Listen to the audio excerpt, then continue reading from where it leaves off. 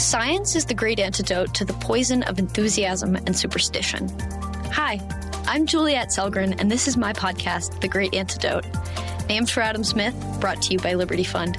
To learn more, visit www.AdamSmithWorks.org. Welcome back. We've talked a lot about economic growth on this podcast, and we talk about environmental economics, but we haven't talked much about the macro side of things. There's this macro side of experimental that ties it to economic growth, and we talk about institutions, and you can test those individually, and so many other cool things in the lab. But today, on May 10th, 2024, I'm really excited to be talking to Charles Noussair on the podcast. He is the Eller Professor of Economics at the University of Arizona, and he's the director of the Economic Science Laboratory, where they do all sorts of cool experiments, and we'll talk a bit more about what that looks like. He's also the president of the Economic Science Association, which is the same type of name as the Economic Science Laboratory for a very special reason. I hope he'll tell us about that on air. Welcome to the podcast. Thank you, Juliette. It's a pleasure to be here. Thank you for having me. So before we get into economic science and experimental, what is the most important thing that people my age or in my generation should know that we don't? Well, I kind of have two things that are kind of equally important. One is kind of specific, and one is please. The first is about saving and investing. So now I'm 58 years old, and I realize now, based on how much the S&P 500 has gone up, how fast stocks have gone up, the average return of the S&P 500 has been 11.3% over the last 50 years. If I do a calculation, I realize that if I had saved $16,000, if I could have put away $16,000 when I was 22 years old, I'd have $1 million now. And I think that's something I never appreciated when I was a young person, that I could have, if I'd been able to sock away some money, not look at it, that I would have so much money now. So it's very hard to I can't tell you how you can get rich in the short run, how you can get rich next year or in 5 years, but it's pretty easy to tell you how you're going to get rich in 30, 40 years. And that's just by, socking away some money, putting it in the stock market, not looking at it. That's one thing that I never appreciated when I was a young person. And I think it's useful to impart on young people now, that I never really appreciated how fast that how much investments grow, not how fast, how much they grow over a long period of time. The other thing I thought I'd mention in this vein was, a lot of people tell you the secret to success is hard work and, keeping your nose to the grindstone. And there is truth in that. I don't want to deny that it's important to work hard. But the other thing I never appreciated when I was a young person is the value of being in the right place at the right time around the right people. So just being around a place where something big is happening or dynamic people are around that could make something big happen, that really increases your chance of being involved in the next big thing, sort of catching a big wave. So I think to my own career, when I was a young researcher, there were a lot of people around with a better background and more ability than I had. But I was very lucky because I found myself in one of the places I was studying at Caltech. That was one of the places I was pioneering experimental economics. And the experimental economics just took off right when I was in graduate school.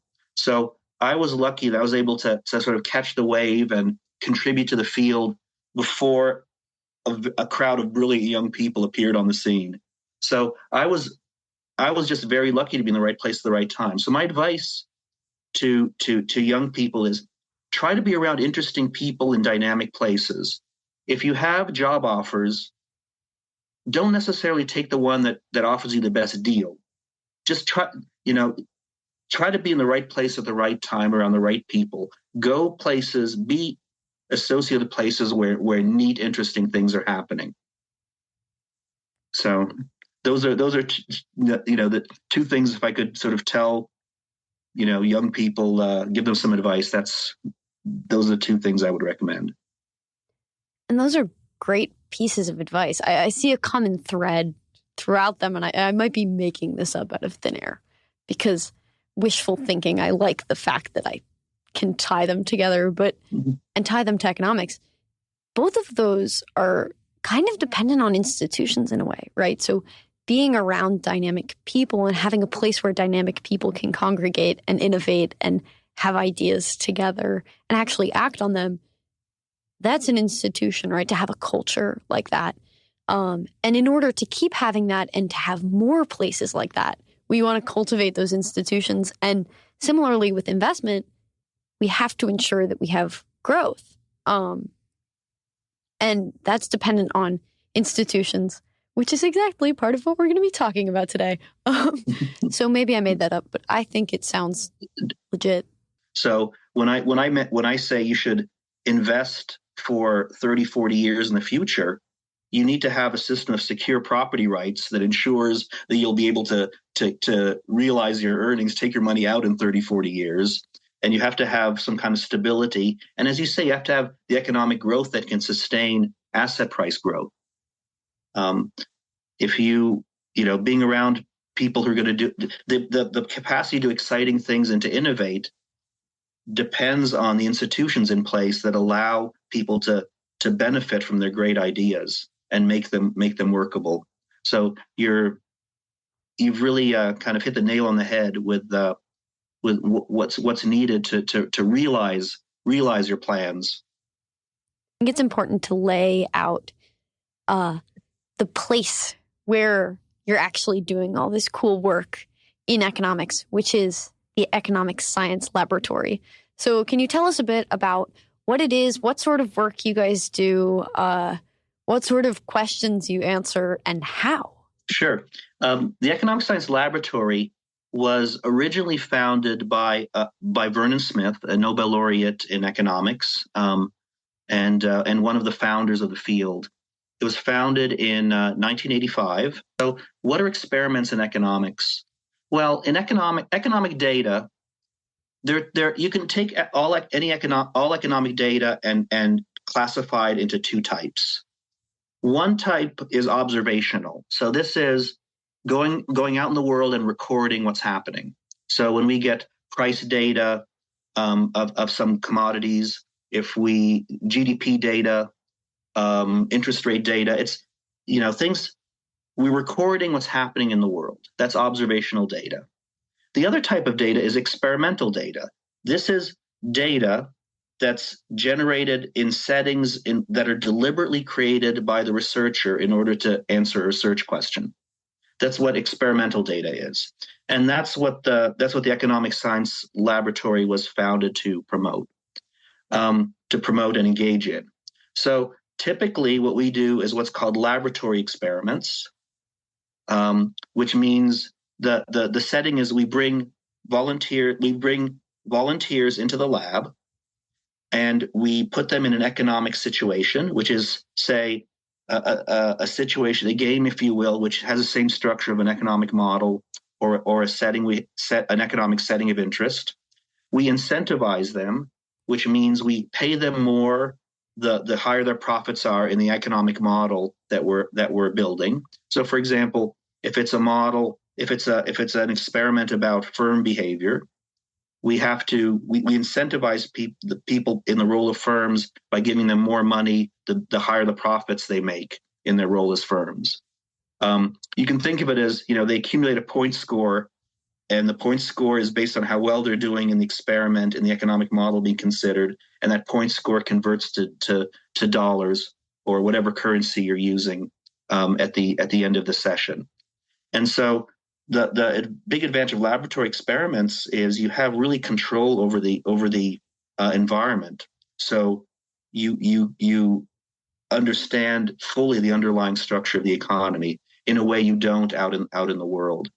Occasionally we do field experiments, which means we conduct an experiment which is outside the laboratory setting. The typical participants in the laboratory are undergraduate students. in a classical experiment. And there's the two reasons we typically use students are that one, there's students available, so there are many participants available. The other is it facilitates replication. So if I do an experiment at the University of Arizona, and somebody at another another university, say University of Virginia, doesn't believe my results, they can replicate with a similar population. And so focusing on students, on university students, facilitates replication of your studies. And so we study all kinds of topics. So we study individual decision making, we study strategic interaction, we study market behavior, and we study macroeconomies. We study economic growth, and we do a lot of work like this. We typically focus on behavioral data, as economics typically does. We study the decisions people make, but we also study non-choice data. For example, we study people's emotional state while they're making certain decisions. We study their biometrics while they're making their decisions. So a lot of different things. It's a very active lab, and it's exciting to be involved with a lab that does a lot of activities like that. Yeah, a few questions stemming from that. I'm just gonna shoot them off because they're a little shorter. They're maybe not as involved. But how do we know that students are a valid sample for maybe the whole population? If we're trying to gain economic insight into human behavior, how do we know that students are okay? Like it's good for replication, but do adults act like that? Well, And then I'm sorry. Oh, just one more question. How do you measure emotional states? And we've talked about this a lot, but I think it's super interesting, and I want the listeners to hear about it a bit. Okay, so there's studies focused on how much you can generalize behavior of students to other populations. So what you can do an experiment, you compare students in the laboratory to other people coming into the laboratory and participating, or you can take your task outside the laboratory and run it with other populations. And when you do that, you always see that qualitatively you get similar results. Sometimes the magnitudes are a little different. For example, you might get, if you're trying to measure, say, risk aversion, you'll get different risk aversion estimates in a sample of students than in a sample of 50-year-old adults. But if your tests of economic models, I can't think of any exception to this, to the principle that if you're testing an economic model, that if it's supported among students, it's supported among other populations as well. And an experiment with with multiple treatments, where you're looking for a treatment effect, finds the treatment effect going in the same direction, whether it's with students or with any other population. So the results qualitatively generalize very well. The one point where a result in the lab may not generalize to a setting out in the world, out in the field, is if you've changed the game too much from what exists in the field. Then you can get slight differences. So there are cases where if you change a game enough that you change the results, but the student population itself is typically no different or minimally different from other subsets of the population. So that's very encouraging. Emotional states we measure. There's an old-fashioned technique, which is you stop the experiment and you give people a survey with might be 30 to 50, 60 questions about how strongly they feel a particular emotion at a certain time. That's a classic technique. It's valid. It's interesting. But what we do is, in our lab, is we use software to track people's facial expressions as they engage in the experiment. So we videotape people while they're doing the experiment, and then we analyze the recordings later on with specialized software we have. and we merge that with the behavioral data. So we can ask questions like, what's your what emotional states predict that you're going to donate more to charity or sell in a stock market? And then we can also look at the emotional reaction to getting information. So suppose, you get a lousy offer in a bargaining game. How do what emotions assert themselves? What emotions appear when you get a bad offer or a good offer? So we're able to, with facial expressions, we're able to measure emotional states for emotions that appear in the facial expressions. That's awesome. Can you think off the top of your head, I know this might be a little difficult, but of an example of an experiment where it differs too much from the real world? Is there anything you can think of that has actually done that, and how did we know it was yes, for example, I have a paper where that had several different treatments. So it was a social dilemma experiment. You could cooperate or you could be non-cooperative. So we set up this abstract game in the lab with students, and people exhibited a moderate level of cooperation. We then took this game and we ran it with a group of recreational fishermen out at a recreational fishing pond. The abstract game, people cooperated to a similar level as the students. Then we changed. Well, then we kept the general structure similar, but we changed the game so that now what you have to you cooperate. We put the people around the fishing pond with their fishing rods, and we said the way you cooperate in this game, you can make more money if you don't fish, if you restrain yourself from fishing and taking out too many fish from the pond. And nobody did that. As soon as we had them actually in the fishing game, people acted much more non-cooperatively, and they weren't prepared to forego fishing, which they really enjoy, to increase the payoff of other people in the group.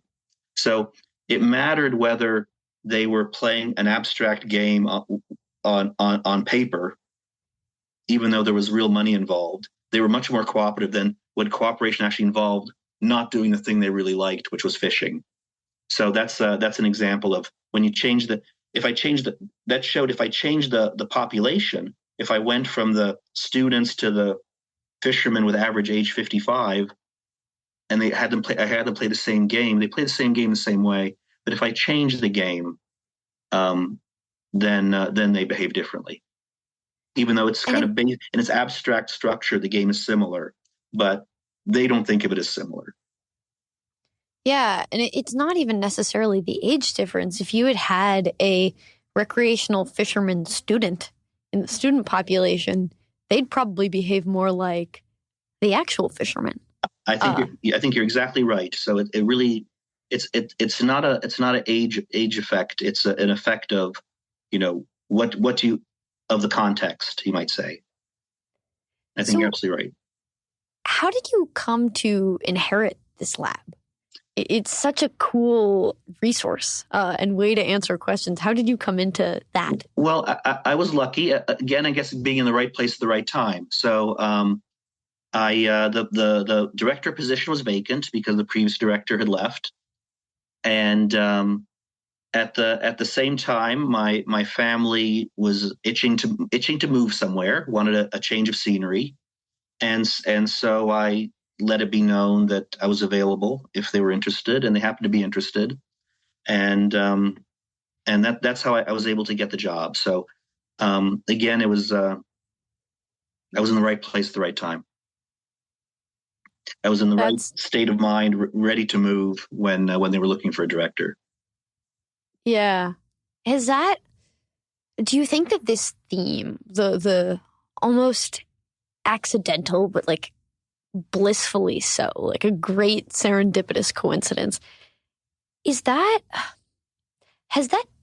you seen that in the lab? Like, I don't know how to necessarily phrase this, but I would think this is a fundamental part of human beings, right? To get this sort of piece of advice. Yes. Advice usually is true and applicable to more people than the person giving it. At least we would hope. But has the lab taught you that or anything about humanity, human nature that you don't think other strains of economics can get at? Or is this just something you've learned experientially and then it also just applies to humans that way?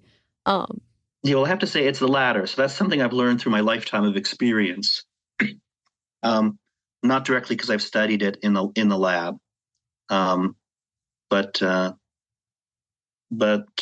like I said, lab data isn't the only source of knowledge. There's observation of the world, and that's where I came to that conclusion. But it would be nice to try to study that phenomenon in the lab.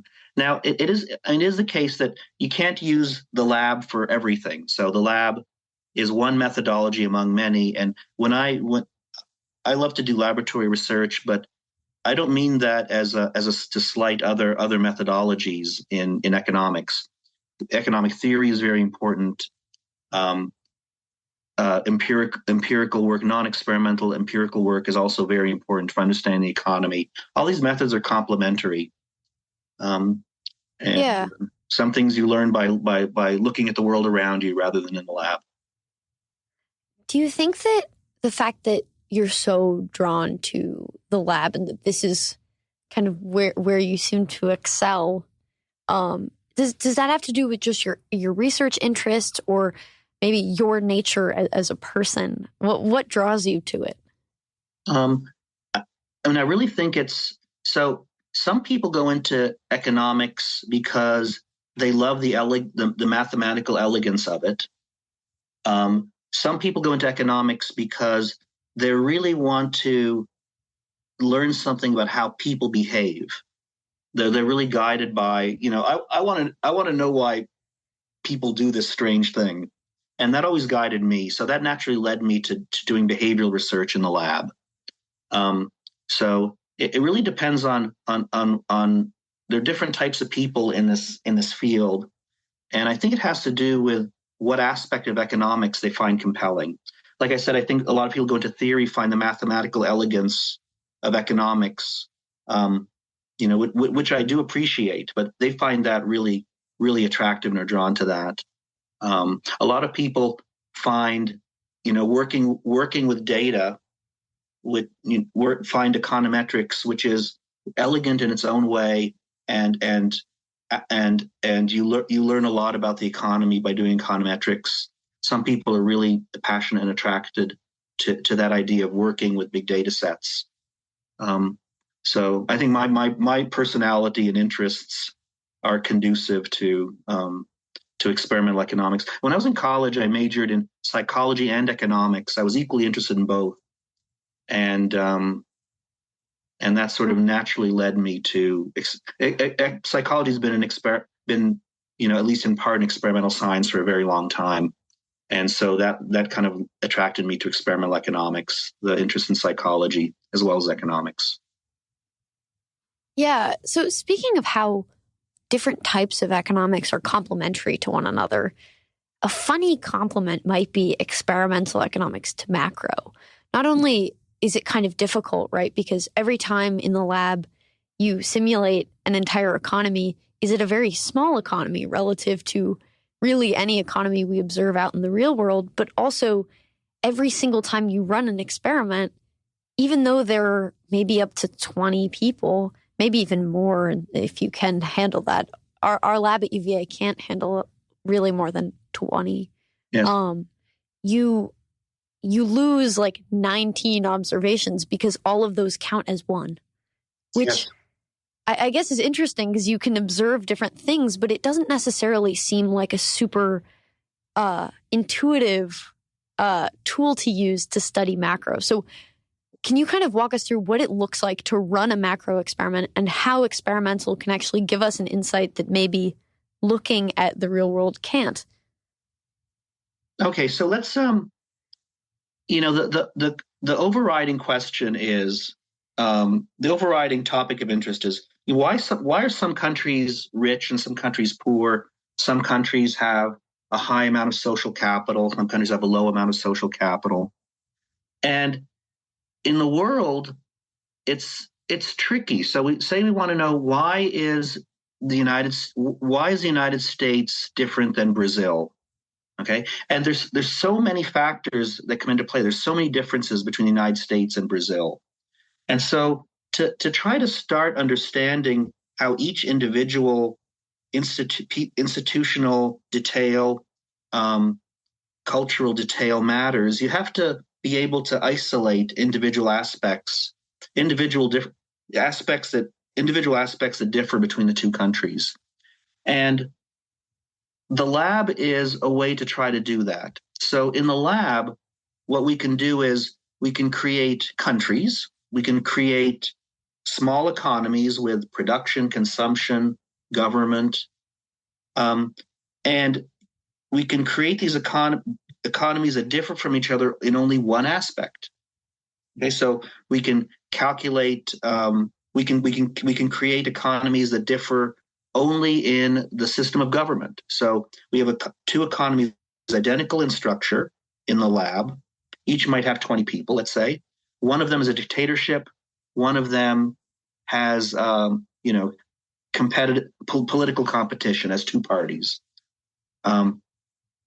Another one might, a third treatment might have policy determined by referenda, like in Switzerland or in many localities in the U.S., direct democracy. So we can isolate the effect of just purely those institutions in the lab, all else being equal. Furthermore, if we're comparing the United States and Brazil, we have one United States to compare to one Brazil. In the lab, we can create any number of economies identical in structure, and compare those to any number of other economies that are identical in their structure. So we can compare 50 democracies with 50 dictatorships. All of them are otherwise equal. So we can run significance tests, and we can see with any level of precision whether outcomes differ under one treatment than another. The other issues that arise in the world, you might say we want to compare institutions in the world. So we might do something like, let's compare institutions before and after a revolution. Okay, but that's not a clean comparison, because if a revolution occurs, it must be that the previous institutions weren't functioning that well. So, that's referred to as endogeneity. The revolution just doesn't come about randomly. It comes about because of previous conditions. And so when we compare the conditions before and after the revolution, we're not really comparing the institutional structure before and after the revolution in a clean way. But in the lab, we can. In the lab, the experimenter can just say, okay, we're going to, all of a sudden, this is a dictatorship. And, it had nothing to do with the failure of previous institution. Okay, and all of a sudden we can say free speech is outlawed. The experimenter says that. It's not a function of the whatever the speech was before it was outlawed. So the lab allows a very clean way to establish causality between institutional structure and economic outcomes. So the causal relationship is clean. So because the institutions are exogenously imposed by the experimenter. And how do you measure that? What do you use to measure the effects of an institution? Okay, well, the best measure, the clean, you can measure things like average, prices in the economy, the output of the economy, the how much is being produced. But the best measure of performance is overall welfare. This is something that's actually really difficult in the world to measure. We can measure the GDP of the United States pretty well, but the overall level of welfare in the U.S. depends on consumer surplus in the economy, damage being done to the environment, et cetera, things that are hard to quantify. In the lab, we have a natural measure of welfare, and that is how much people earn in the experiment. There's a very clean measure of how well objectively the economies are doing in the lab. So, and how is that different from GDP? So, for example, think about the concept of, so welfare, for example, would include consumer surplus, whereas GDP wouldn't. So GDP is the sum of the market value of goods and services being produced. Okay. Now, suppose you're a consumer in the market and you value something at $10. The $10 would be the most you'd ever pay for it if you had to, but you only pay because the market price is $6, so you're able to buy it for $6. You've added $6 to GDP, but actually the benefit is there's also an additional benefit, which is that $10 minus $6 surplus or welfare you got in excess of what you paid. In the experiment, we can measure that very clearly and add that to the welfare calculations, whereas that doesn't get added into a GDP computation. So because the GDP computation is just the market value of goods and services produced, the actual value to consumers is different than that. So we have these things called rotunda principles when we teach macro at UVA. One of our professors came up with this clever term for it. One of them is trade creates value. The other one, there are a few of them, but one of the other notable ones that's really relevant is the three sources of economic growth are resources, technology, and institutions. And I know them verbatim because if you spell a word wrong, well, no, we actually give points back for spelling a word wrong. But if you mix the order of the resources, technology, institutions, you get the question wrong because it actually, in that order, tells solo one, solo two, modern growth theory. It tells a story about how macro developed and how we came to understand the economy. A whole thing. And obviously, we've been talking a lot about institutions, but it sounds like what this is actually being able to measure the value that trade creates in a way that is so hard to teach students because you can't see it just looking at market prices. Yes, correct. So experiments are a great way to teach the gains from trade because they're clear measures of gains from trade. So, for example, if we do an experiment, say our purpose is to teach kind of gains from trade that can be generated in a market. Say you're a seller and I'm a buyer, and what we do is the experimenter can tell me as a buyer, there's this good called X that we can create a market for. If you buy it, you get $10 in payoff. We'll give you $10 as a buyer. You're a seller. We say you have the capacity to sell this unit, this good called X. If you sell X, you can sell it for whatever price you can get for it, but you have to pay the experimenter $2. That represents your cost of production. Okay, so if we don't trade, neither of us makes any money. If we can trade at some price between $2 and $10, between us we've made $8. And so you can really see how the market, that trade, that gain of $8 wouldn't have existed without the market bringing us together. So doing an experiment is such a clean way to teach an abstract concept like this. And so experiments have become very big in instruction, in teaching economics. Just like, it shouldn't be surprising. Experiments are how we teach, we teach sciences. We teach chemistry to high school students with experiments. We teach physics with experiments. We teach psychology with experiments. So it's only natural that economics education can benefit in the same way.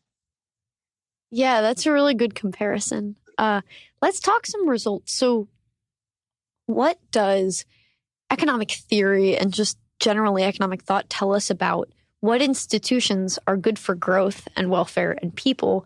And is that seen in the lab? So it's widely believed, and the researchers Acemoglu and Robinson are associated with this particular view.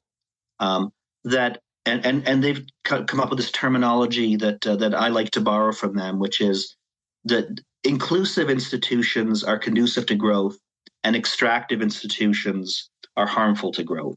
So Acemoglu and Robinson, their category of inclusive institutions. Inclusive institutions are those that allow participation from a broad segment of society, ideally all of society. These are things like a democratic voting process. Everybody can vote. Free speech, anybody can say whatever they want.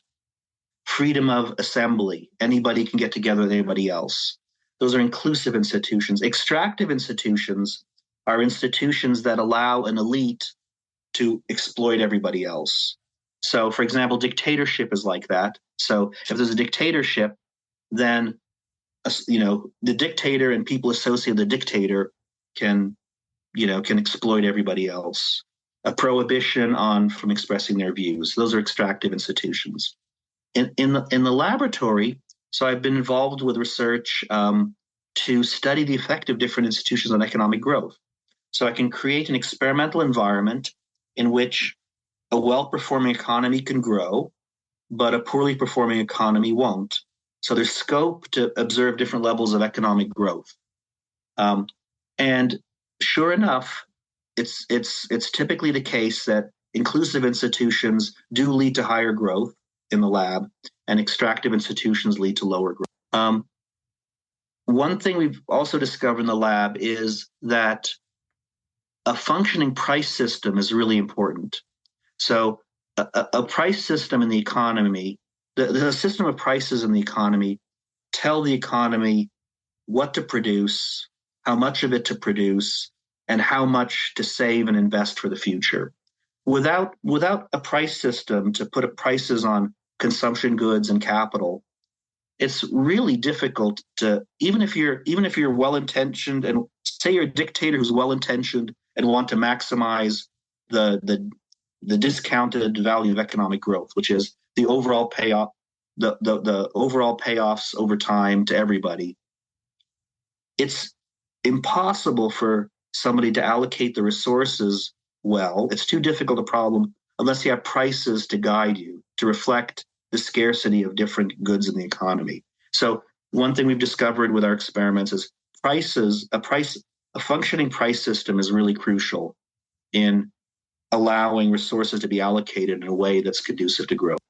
Something I struggle with, I see the beauty in and the usefulness of lab experiments, but part of me wonders if you can actually divorce people from the culture that they grew up in and live in. So obviously you're running these in Arizona, in America, and we have certain ideas and cultural norms around some of these things that you test. And so I can imagine, even though I believe it, maybe because I want to, that this stuff holds. Someone criticizing these findings and saying that, you can't remove people from their institutions. That must influence the economy that the lab is creating, even if you don't intend to. So what sort of a response would you give to that sort of comment? I would say that point is well taken, and we can check it. So if we, for example, if somebody says, well, these results in the United States don't apply in Brazil, we can go to a lab in Brazil and run exactly the same experiment and see if we observe the same thing. So cultural differences are an important dimension that has to be taken into account. And so fortunately, the experimental methodology allows us to check for these, to check if cultural differences might affect the relative performance of different institutions. So that's something that can be checked. Now, in general, if you survey the landscape of experimental economics, most studies exhibit very small differences when conducted in different cultures. Studies that involve market behavior, involve individual decision-making in the absence of any other people interacting, and experiments where there's no scope for cooperation or social aspects to enter behave similarly all over the world, as a broad general statement. Where you do get cultural differences are in a class of experiments studying what we call social preferences. This is how the outcomes of other people, how your decisions affect the outcomes of other people.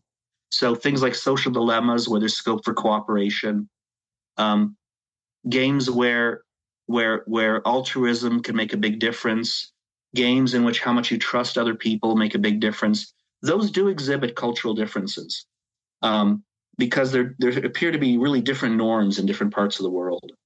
And so if your experiment, if those aspects, social preferences, are very prominent in your environment, you particularly would have to check whether the results hold in different parts of the world, to make a statement that they're general. Typically for market experiments, I'm unaware of any market experiment of the kind I've described, where results are different in different parts of the world. They tend to behave the same everywhere.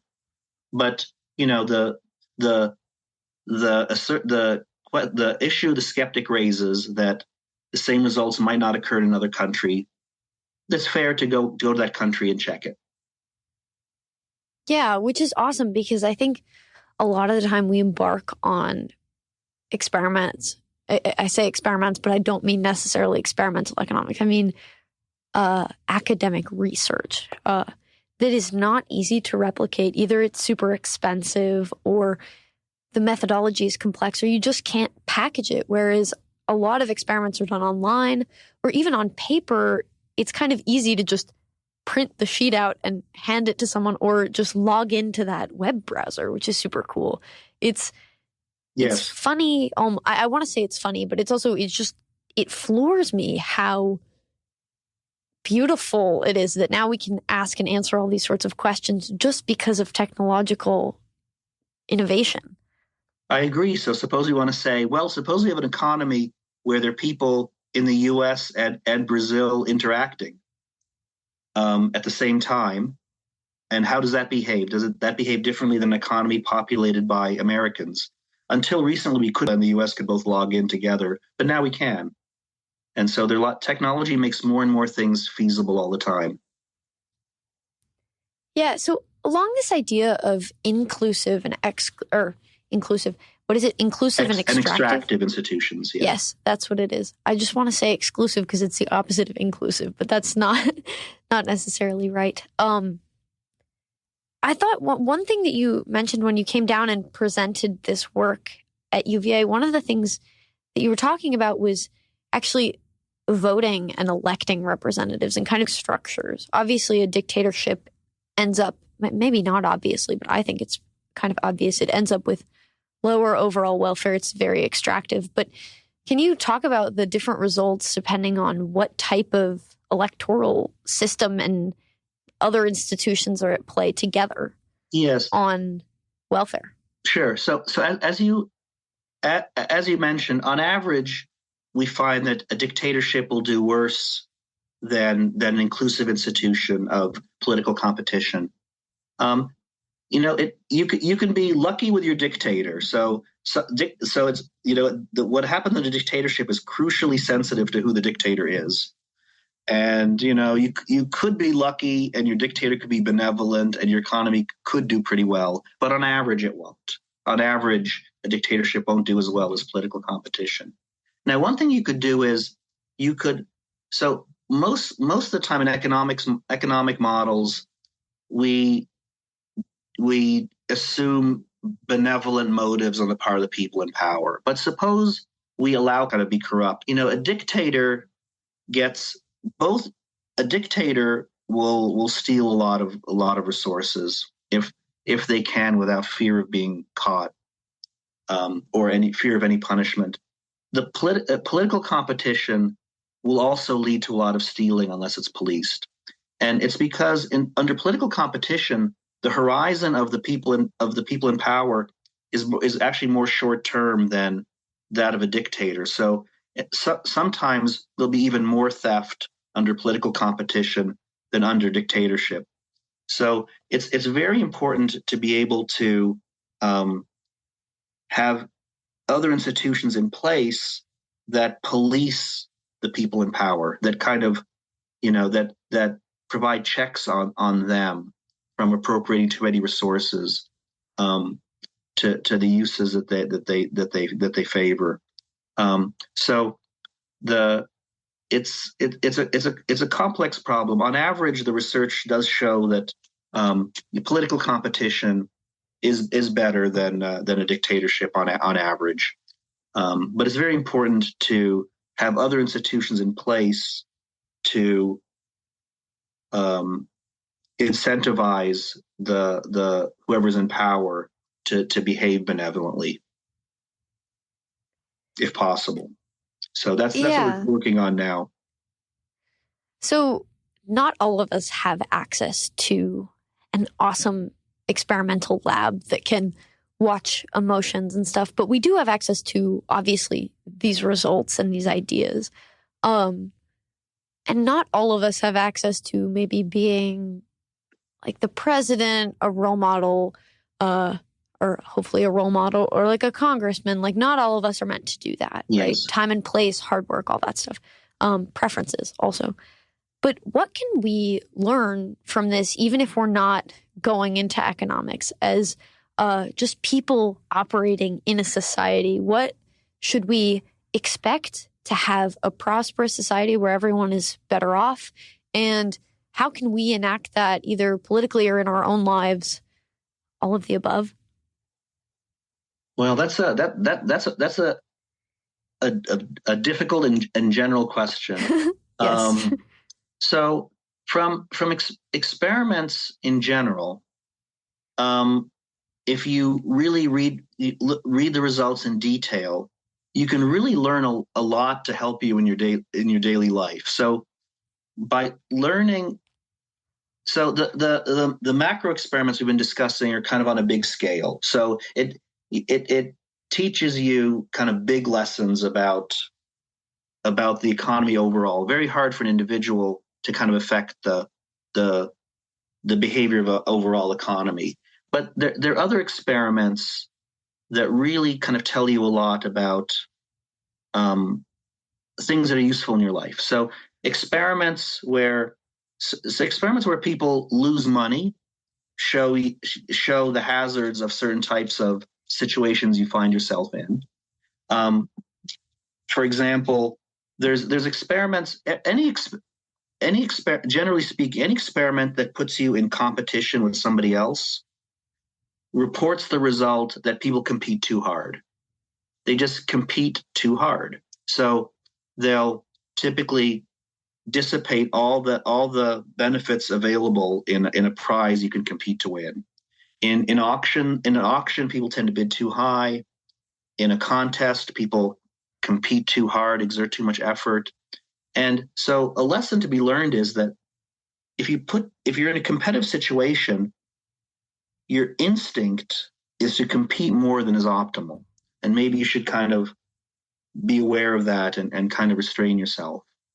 Another thing we learned from the literature on social preferences is that the basic the classical assumption in economics that people only care about their own consequences themselves is just way too simplistic. That people have, your utility is based on what happens to you without regard to what happens to other people, and that's just way too simplistic. So people have a strong altruistic streak. They have a strong envious streak. They resent people have people doing much better than they do. They feel bad when they have much more than somebody else, and have an instinct to help that person. People have a strong instinct to pay back kind actions with kindness. They have a strong instinct to try to punish nasty actions with nastiness.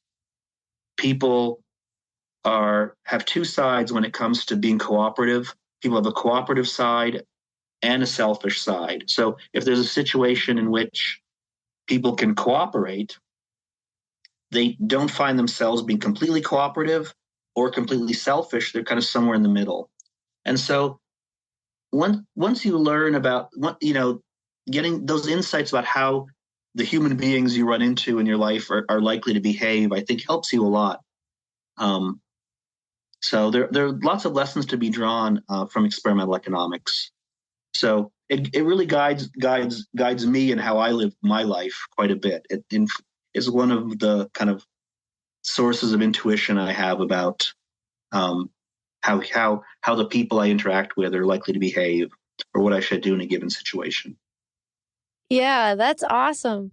Thank you so much for taking the time to be on the podcast and to share all of your knowledge and your wisdom and your passion for economics, especially experimental. I really love it, and I think it's super interesting, and I think my listeners will learn and do agree as well. So I have one last question for you. Sure. If that's good. Yeah. What is one thing that you believed at one time in your life that you later changed your position on, and why? Well, I used to believe many years ago that human advancement was exponential necessarily. So I thought, progress would follow the smooth exponential path of continuous progress, and I had a lot of faith in technology, in new technologies showing up on a consistent basis. So I used to think, when I was growing up, I thought that by 2024 we'd have colonies on the moon, we'd have cities on Mars, life expectancy would be at least 100. But now I realize that actually progress comes, but it comes in like fits and starts. And innovation is expensive and risky, and there are obstacles, and sometimes you break through the obstacles. And progress is not the smooth path. It's more like looks like a time series of stock prices or something, goes up and down. The trend is upward, but it can even go in reverse for a while. The overall trend is towards progress, but it really comes in bursts and fits and starts. Technological progress is fickle. It's an unpredictable thing, and so that I've really kind of changed the way I think about kind of human advancement over the years.